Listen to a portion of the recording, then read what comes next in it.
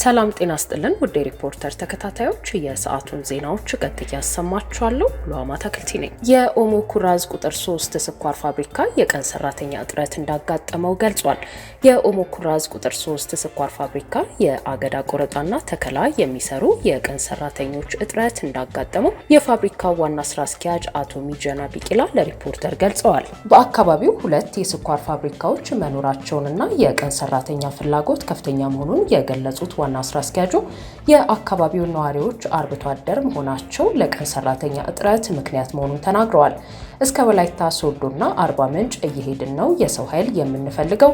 በእነዚህ አካባቢዎች ደግሞ የወንጂ የመተሃራ ስኳር ፋብሪካዎችና የሚድሮክ ድርጅቶች ስላሉ የቀን ሰራተኛ ፍላጎት ከፍተኛ ነው ብለዋል።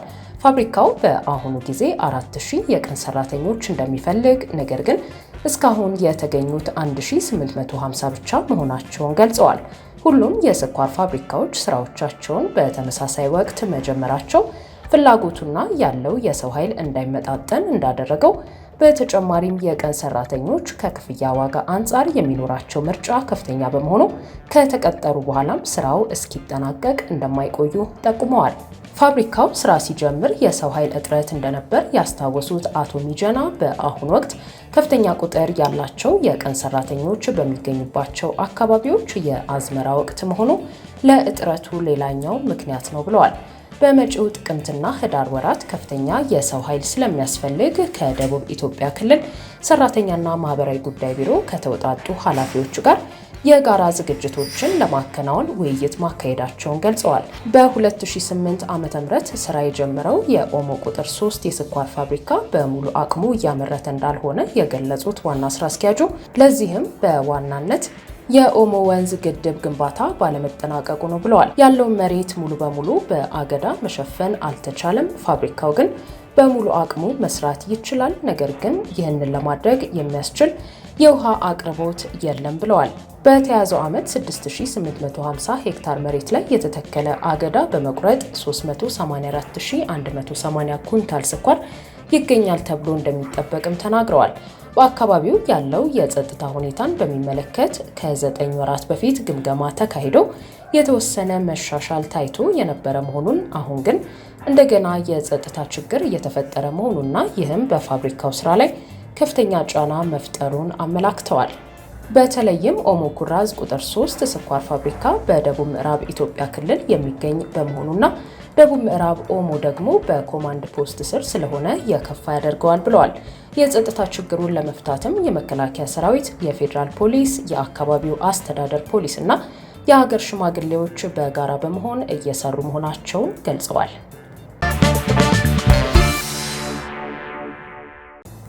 ዓለም አቀፉ ቀይ መስቀል በግጭት ለተጎዱ አካባቢዎች የአፈር ማዳበሪያ አከፋፍሏል። ዓለም አቀፉ የቀይ መስቀል ኮሚቴ በኢትዮጵያ በህዝብ ብዛት ቀዳሚ በሆኑት ሁለቱ ክልሎች ማለትም በአማራና በኦሮሚያ ተቀስቅሰው የቀጠሉት የትጥቅ ግጭቶችና ለ2 ዓመታት የተደረገው ጦርነት በትግራይ ክልል የፈጠረው ጠባሳ ዜጎችን በገቢ ማነስና በግብርና ምርታማነት ላይ ከፍተኛ ጉዳት በማድረስ እየፈተነ መሆኑን አስታውቋል። ችግሮቹ በገጠር ማህበረሰቦች ዘንድ የምግብ ዋስትና እጦትን አስከትሏል ያለው ኮሚቴው የዝናብ ወቅት ከመጀመሩ በፊት በ3 ክልሎች ውስጥ ልዩ እርዳታ በሚያስፈልጋቸው አካባቢዎች ለ63000 ሰዎች ሰብአዊ እርዳታ አድርጓል።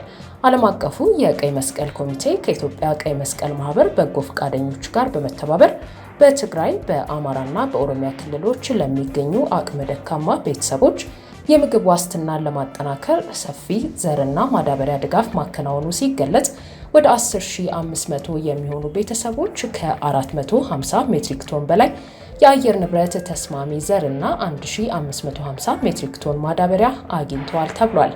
በአካባቢዎቹ የሚገኙ አርሶ አደሮች ጥራት ያለው ዘርና ማዳበሪያ እንዳያገኙ የአቅርቦት ሰንሰለት ተስተጓጉሏል የተባለ ሲሆን በአንዳንድ አካባቢዎች በተደጋጋሚ ድርቅ ምክንያትም ሁኔታው የከፋ መሆኑ ተገልጿል።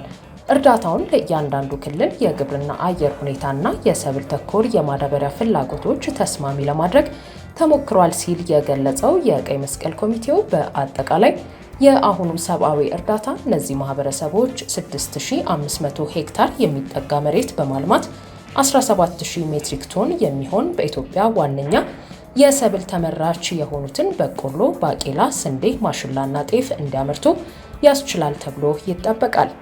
ይሁን እንጂ በትግራይ ክልል በልዩ ሁኔታ አሁንም የጦርነቱ ቅሪት የሆኑ ፈንጂዎች በእርሻ መሬት ላይ ተበታትነው እንደሚገኙ የተገለጸ ሲሆን ይህም የእርሻ ስራን አደገኛ ያደርገዋል ተብሏል። በተጨማሪም የገጠር ቤተሰቦችን የምግብ ዋስትና የበለጠ አደጋ ላይ የሚጥል መሆኑ ተመላክቷል።